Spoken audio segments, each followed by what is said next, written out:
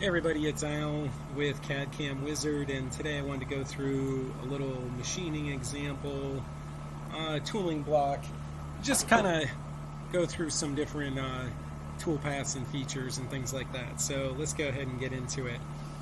This is an imported file, and we got two different bodies here, so we got one here and one here. So the first thing that I want to talk about is geometry isolation. Multiple methods to do this. One thing you could do is just select the body, go to copy, and go to your new file and go to paste. So that's one way you could isolate geometry, is just copy and pasting into a new file. Another way you could do this is use the blank and unblank. So we could say blank, pick a body, say OK, and now we've hidden that without having to put it on another layer. The third thing that I'll show here is how to move the geometry from one layer to another. So we go to selection, we pick the body. One of the things that you'll notice, let me do that again. So we go to selection, we pick the body, and you'll see this window flies out. This is new in V36. So we can just go to the layer we want to move it to, and then now we've moved that geometry to its own layer. Okay, so a couple of different ways to isolate geometry. Now, if you use the blank and unblank method, you don't have to create new layers, and to bring the geometry back, you just go to unblank, select what you want to work with, and then now you bring it back into the CAD space. Okay, so to begin with, we're going to just kind of get into this part. This is a 3D part, but a lot of 2D machining. Once you bring your geometry in, and you open the file, one of the things that you're probably going to want to do is maybe measure some of it. Okay, so we'll go to evaluate and then measure, and we can click on one of the entities here, and our measure entity window will pop up over here, and from there it will give you all the information about it. Okay, so this is a way for you to inspect your geometry without having to convert to wireframe or add dimension geometry onto the screen. Now, another thing that's good about that is it will stay in this window until you measure something else, so you don't have to write it down. Kind of nice.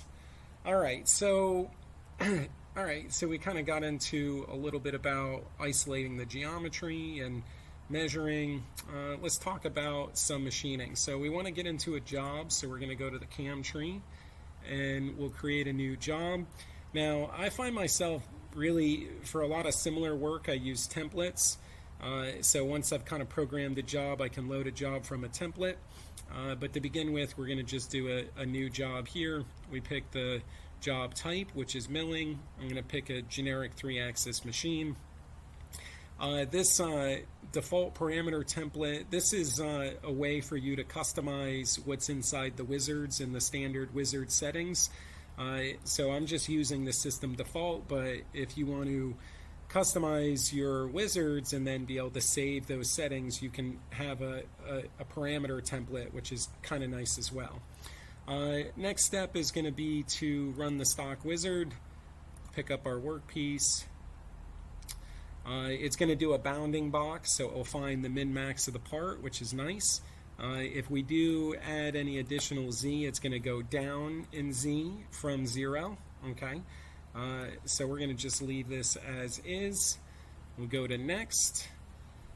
From here, this is where we're setting up our origin. It's already on top center, but we can snap to any of the locations.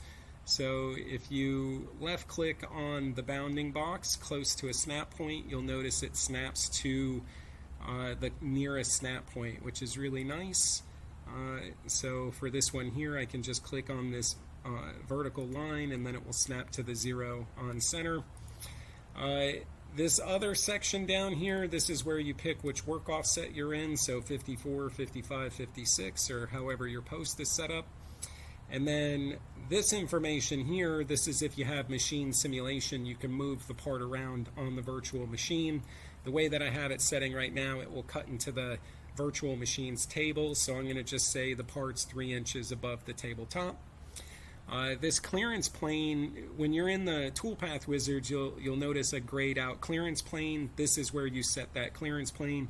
Some people like it closer to the part, other people want it further up. We're going to just leave it at the default, and we'll choose OK. Alright, so we got a job set up, and essentially we got some holes we need to drill, a profile around the outside, and then we have this radius cavity, and then we're going to want to come in and maybe break some of the edges. Okay, so where do you start? Well, you could do a facing routine. So we'll go, we're going to right click on the mill setup 1. We'll come down to mill facing.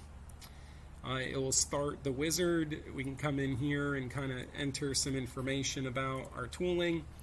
And we're going to just go ahead and compute. It's going to pick up the bounding size based off the geometry and also your part model. So I'm just facing to 0 is where I'm going. Now, you can go back and change your settings at any time. So I can just double click on the facing routine here, and then maybe I want to adjust what corner it starts in, some other settings, maybe how aggressive it steps over, if you're going to leave stock or take multiple steps. Let's go ahead and compute again. So after you change some of your settings, you just recompute, and that will update the toolpath. From here, you can right click and go to backplot. This will display the tool, so this way you can visually verify it's doing what you want. You may come in and decide to change the links to radius. And again, this is an example of the wizards and the default parameter. Maybe you always want to run arcs, so you could come down here to do save defaults. You can pick which template, so we can say the current template, and then it's going to save that information. Alright, so let's go ahead and get out of there. We're going to recompute, and you can see we're now running a radius along here. Okay, so if we were going to just post the facing routine, we can do a post, and then that will write the code in here. This way you can see the code. It doesn't save it here, so you could right click and choose save as, and then that will save it out to whatever directory you want. Alright, so we got a facing routine, that's fine. Maybe we want to come back and drill these holes. Okay, so to drill the holes, you could just use hole recognition. This is kind of a neat feature. We can go ahead and select the body. It gives us some options as far as what it's looking for. We're going to just use the defaults and say OK. You'll notice that it picks up the holes, so we didn't have to select them. It picks them up. It gives us the diameter, top, bottom, etc. Now, at 355, that may not, you probably don't have a drill for that. So, maybe we don't want to drill those holes. Maybe this becomes 0.3125, and then we come back and profile it. Okay. Choosing the hole type, we can change what type of hole it is. It picks up this one. That's fine. We're going to just go ahead and hit compute, and we'll see we get a spot drill, we get a drill, and then we get a chamfer, right? So, all right, so that goes in and drills the holes. If we want to come back and open them up, we're going to do a profile routine. So let me use this eyeball here, and I'll turn off those holes, okay? And then from here, I'm just going to do right click on the machine setup, come down to mill to axis. We're going to do select geometry. All right, so I'm going to left click on this edge, and I want to left click on the inside edge. I'll do the same on this side. All right, so that gets us both our holes. You'll notice the picking manager I have turned on and auto connect, so one click and it selects all around. That's kind of nice. All right, we want to set the depth, or how deep we're going to go, so I'm going to do pick bottom, and then I'm going to left click in the CAD space, and then I'll hit S on my keyboard, and what that does is allow me to view through the model. I can zoom in with my mouse wheel, and then I can pick this edge. So now I know I'm going to grab the depth that I want there. It measures it over here, so if I need to adjust it, and then we're going to choose OK. So once we've done our selection, now we're in the wizard. I'm just going to do a profile rough on this. I'll come in and type in my tool size. Okay. I'm going to do a standard profile. I'm going to let the software comp for it. I'm going to leave 0 on the wall and do it in a single depth. Now for the leads, you know, I really wanted to just start from the center. So I'm going to use a point, lead from center. And that's all I got to do there. So we'll go ahead and compute that. And then this will just start in the center, profile around, and then come out. Alright, so we've done our holes, we've done our facing, you know, we're building out our tree over here. The next thing that I want to look at is, you know, coming in here and roughing out this channel. You know, so you could choose to use a larger cutter and just profile back and forth, or what you can do is use like a 3D roughing routine. So I'm going to choose an advanced rough, so we'll right click on the machine setup, come down to mill 3-axis, we're going to choose select geometry, go ahead and we're going to check this, select body, select solid body, so we can just click one time, and then we'll choose OK. Now this is the mill 3-axis wizard, so we're going to come over to our machining strategies, and I'm going to remove the ones that are in the current operations just by Xing them out, and then I'll come over here to the list of the available operations and pick which one I want to work with. So I'm going to work with advanced rough. I'll move this over to the current operations, and then I'll choose next. Alright, so from here I'm going to come in and pick which cutter I'm going to use. So I'm going to use like a larger end mill, so I'll use a 750 end mill. We're going to come over to parameters. These are the different patterns in which we can use. So I'm just going to use like a standard offset style. Offset out is fine. We'll talk about start location in just a moment. Here we're going to set our depth of cut. Here we're going to set how much we're going to step over. This is our machining tolerance, so we're going to loosen that up because we're in a roughing routine. This is how much stock we're going to leave for finishing, so it's I'm going to leave a global 20. Leads, I'm going to say it's a non-center cutting tool, so it's not going to plunge into the material. We'll start outside. Options, we don't really need much there. This looks okay. Links, we're going to leave that. Gouge checking, not concerned with that. Feed rates, we're going to leave that alone. MDI, nothing to do here at this time. Let's go ahead and just compute it and see what we get. Alright, so we got this larger cutter working its way around. If we backplot it, you can see it will clear the material on the side of the part, and then it's going to work on the inside and clear as much as it can get. So alright, we're going to have a larger step of material here, but that's okay. It can't really fit down in this center shape, so you know, we may, depending on what material we're cutting with, this may be too aggressive. So what we may choose to do is just drop down tool size. So if we do that, we just go back and double click on the advanced rough. We're going to go to our tool, and maybe we choose a 1/2 inch instead. Because these parameters are input values, as a 1/2 inch, you know, maybe you adjust your depth of cut, or maybe you adjust your step over. You can do math in here, so you could say 0.5 divided by a number, so this way you can figure out what you want your step over to be. Let's go ahead and compute that, and now you can see we're getting more passes in order to remove the material, but more importantly, we get some passes closer down to the bottom here. Alright, now these outside cuts, a lot of times you try to do as much as you can with your cutter, but we know we're going to end up profiling around the outside of the part.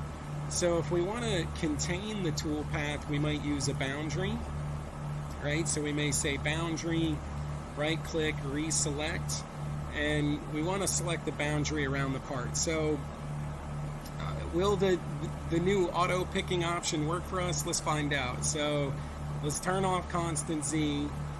I don't know about tangency at branch, but let's go tangent. Let's left click on this, and you can see it goes all the way around, right? Let me do that again because I really like that. So let's make sure that we're showing it. I'm going to kind of turn off the visibility of these tool paths so that they don't get in the way, right? And again, what we're trying to do is select this outside shape here to contain the tool inside of the cavity. So we're going to go to our boundary, right click, reselect.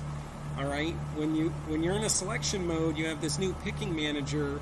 So we have auto connect, and then you have these three options. Okay, constant Z is going to keep it at a single Z plane or Z position, but we can see this edge goes down, so that one is out. Tangency at branch, I don't know what that exactly how to explain that just yet. I haven't worked with it enough to know. So we're going to just uncheck that one for now. Tangent propagation, you know, we want to select the tangent edges, and if we zoom in here, you'll see that there's radiuses and it's tangent all the way through. So this is an ideal situation for that one. We're going to just left click on this edge one time, and you'll see it goes all the way around. So definitely a good improvement for boundary selection. I like that. So let's go ahead and choose OK, and then we're going to come back and compute. All right, so we don't get any toolpath, and the reason why we don't get any toolpath is because I have it set to not plunge. So we got to adjust that. If we come back over to, let's see, leads, we want to now say that it's center cutting, right? And then let's go ahead and compute, and now we're going to see that it will plunge.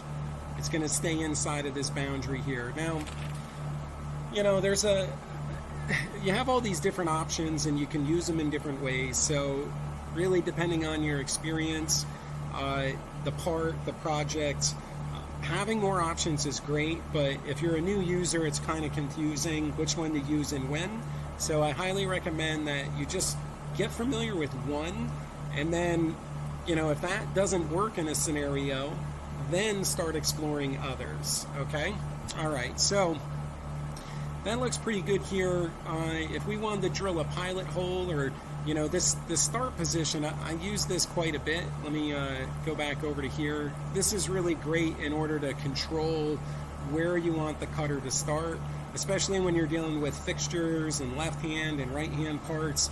Being able to start away from the part and have it come in versus just coming right down at a certain location is very beneficial. Now, we have a boundary, so I don't believe it will work outside the boundary, but I'm just going to make this 3 inches, or let's make it 3.5, and let's see if it will start outside the boundary. My assumption is it wouldn't, and we're definitely, it did what I expected there, because when you contain it within a boundary, it's supposed to stay inside of it.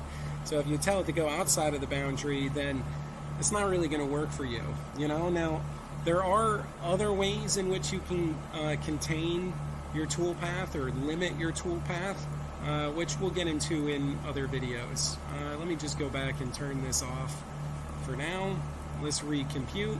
All right, so now we have a roughing routine in here to kind of remove a lot of the material. Now, the next thing we want to do is come in and kind of finish this this radius here along the bottom, right?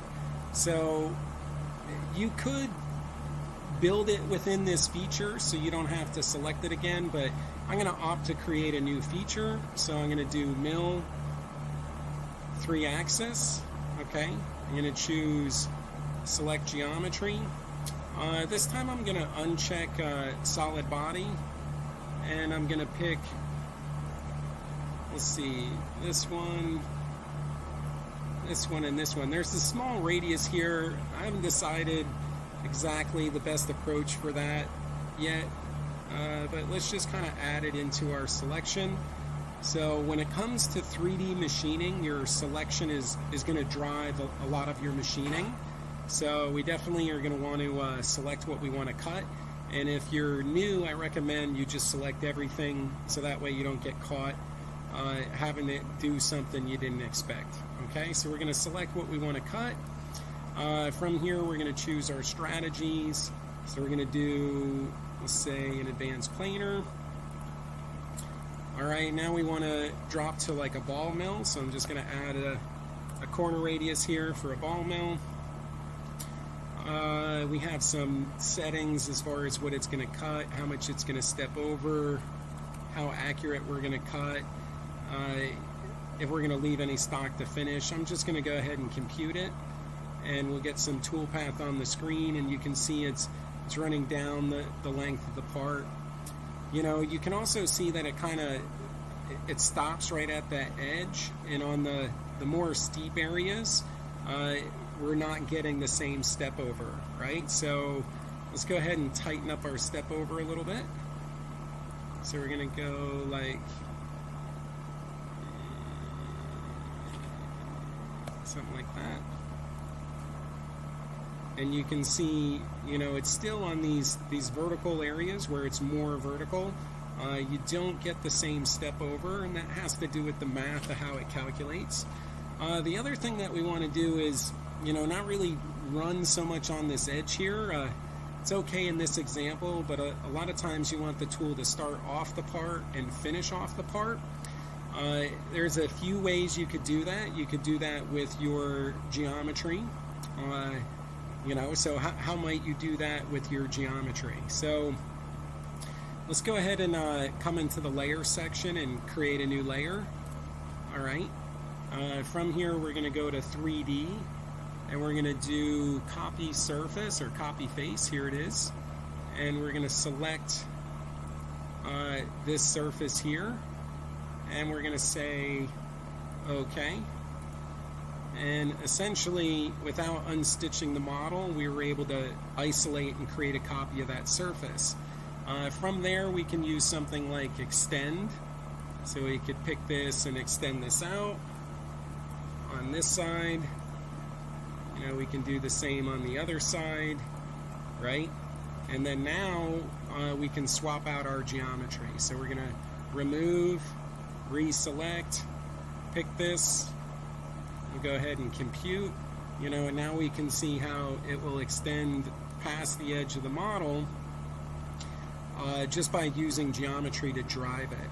Okay, so there are other options we could do there. Let's go ahead and let's turn this one off. Let's remove, reselect. I probably should have done a copy with geometry, so I could have kept the original. But let's kind of select these here. All right, let's go ahead and compute. Now, adding additional geometry is easy to do, but it adds more steps, and if you end up having to, you know, import a Rev B or something like that, you know, it's just more steps to get through it, right? So let's see if the advanced UI offers anything for us. So we're going to come in here. The advanced UI, this is a new feature to V36, and it unlocks additional options that you just didn't have access to in the past. Let's see, silhouette containment, extend flat areas. Okay, so I am not sure that I'm going to see what I'm looking for. We have undercuts, 2D containment, angle range, silhouette containment. Yeah, this is, I don't know that we're going to get an extension in here like you do with the surface-based toolpaths. We do have more options on our leads and lead outs and link positions, so that's kind of cool. Roughing, we got some additional options in there. Feed rate control, got a couple of options in here, but nothing. I don't see anything to address what I'm looking for there, like an extension, you know.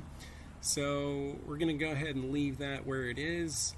It looks like we can turn on adaptive, but I don't know what the difference of this adaptive would be over the normal. So let's just click OK on that. Let's go into our standard, right? So if we come down to, let's see, maybe they moved it.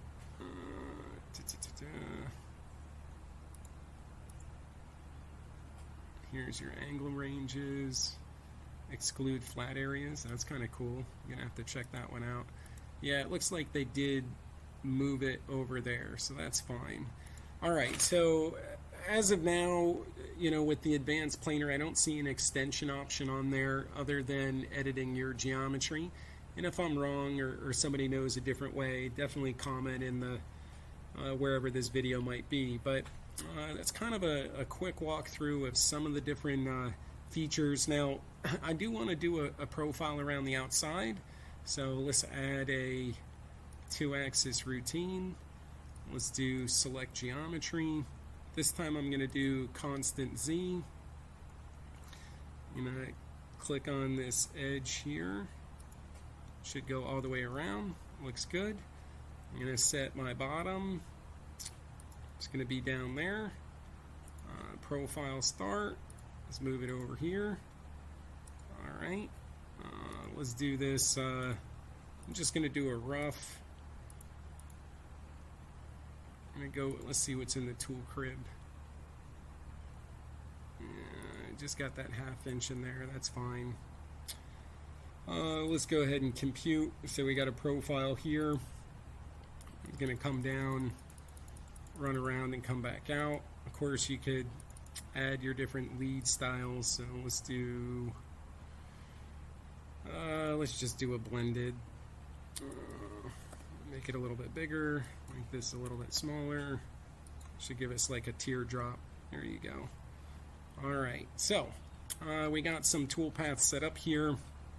It's good. Normally I would save the file at this point. Anytime you reach a milestone, I always recommend you save the file. From here we can get into some simulation. So we have it face, we have it drill, kind of roughs around. You know, this is what we're looking at here. Let's turn off our simulation. So overall, we're not doing too bad. Still need to address this finish here, kind of improve that. And then the other thing we want to do is we want to break the edges around this this top profile. And it looks like we need to add our chamfers in there as well. So let's go ahead and close our simulation. I'm going to come back to our 3-axis feature here. I'm going to go to the advanced UI, open this, surface paths is going to be adaptive, something like that. Go ahead and recompute. You can see how it tightens up the step over in that area to give us a better finish. Alright, so that should address that. And then the other thing that we want to do here is we want to break this edge around the outside. So I'm going to use a premium toolpath for that. That's mill multi-axis. All right, this one's called deburring. We're going to use a ball mill. That looks good. All right, part surfaces. Let's go ahead and just pick the whole body. All right. And then we want to do include edges and pick edges. All right, we're going to turn this off. I'm going to left click on that. That goes all the way around. I'll say OK. This should be set to 3-axis. Let's go ahead and compute. And then what that's going to do is use a ball mill to run around the edge and be able to break that edge all the way through. Looks okay. Let's go ahead and run a simulation. Let me move this one down in the tree. Alright, so at this point, a few things. I mean, there's speeds and feeds. We still need to dial in. These flyouts will come up. So the flyouts kind of allow you to adjust some of the parameters for that feature, but then it also will give you some information about it. So this is kind of nice. If you get down to a feature level, you can come into here and then you can adjust your speeds and feeds. Okay, so I don't always put a lot of attention on the speeds and feeds at first, or what I'll end up doing is defaulting speeds and feeds for the cutter as a good starting point based off the material. But you can always come back and edit these right with these flyouts. You can come in here and be able to edit them. Plus, they give you a lot of information about what's going on with that file or that operation. Okay. Some of the other things that is definitely noteworthy. Let's see, the operation tree. Okay, the operation tree, it's got like 2 different tabs down here. So one, it's showing the operation. So this is the order in which it's going to be processed. Okay, some people are used to the filters of by feature, by tool, per setup, by tool. So those filters are still up here, but this is your posting order. The other thing that's really nice is it has your tool list. So this is showing all the tools that are being used in the job, right? So this way you can go ahead and update your tool if that tool is being used in multiple operations. So another really good feature that's there. Let's go ahead and run simulation again.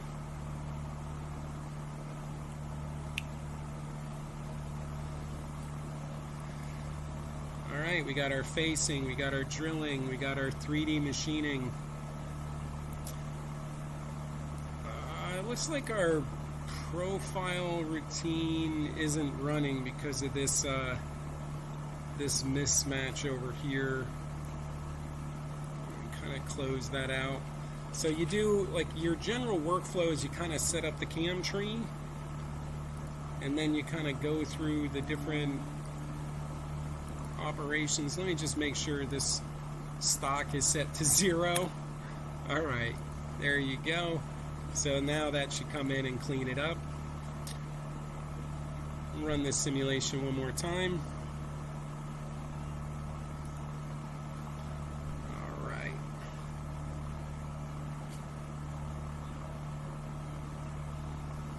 Alright, looks good. You know, now we can flip it over, face off the top hat, and we're done. So yeah, just a little quick video here. If you guys have any questions, comments, or feedback, just let me know. The last step that I would really take from here is I'm gonna post and save as, so I could save it to a directory. I'm just gonna post in this example, and then once I get the code here, I'm gonna bring it into an editor. So for me, I definitely want to validate the program, whether through simulation or through NC editor. It's time consuming, you know, but it's better for you to go through and visualize what's going on in that program before you get out to the machine. It's a good way for you to check problems before they happen. A lot of times I'm looking for the min-max, minimum maximum range, the Z range, you know, just so I don't run into some problems that don't really make sense. This one here, I can already see I didn't have it set to a blind hole, so the pilot hole is going deeper than the profile finish. So again, being a visual person, being able to see things is very important to me, and it really helps me improve my overall experience. But yeah, again, it's Al with cad-cam Wizard. If you guys have any questions, comments, or feedback, just reply back to the post. Otherwise, I'll see you in the next one.